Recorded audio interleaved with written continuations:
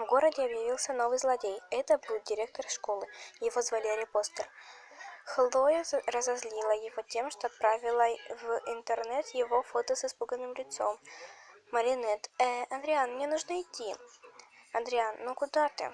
Маринет. Я потом тебе расскажу. Адриан, хорошо. Адриан, хорошо. Мне тоже нужно идти. Они перевоплотились в Леди Баг и Суперкота. Суперкот. О, привет, моя леди. Леди Баг, привет. Нам нужно разбить телефон у него в руке. Как ты догадалась, сказал Суперкот. Леди Баг, стал бы злодей брать с собой телефон?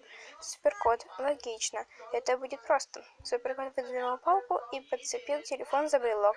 Он отдал его Леди Баг. Леди Баг разбила телефон. Леди Баг, пора изгнать демона. Попалась. Пока, бабочка. Чудесная Леди Баг. Все вернулось по местам. Леди Баг, что-то очень просто. Ага, ответил кот. Ладно, пока, сказала Леди Баг. Суперкот, пока, моя леди.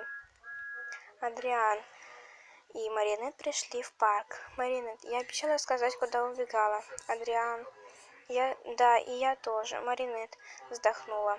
Маринет, я и есть она. Адриан, кто? Маринет, я Леди Баг. Адриан, я Суперкот. Маринет и Адриан стояли в недоумении. Они оба покраснели. Маринет, я и ты сражались вместе против зла, и мы даже не знали об этом. Следующая часть выйдет завтра. Всем до встречи.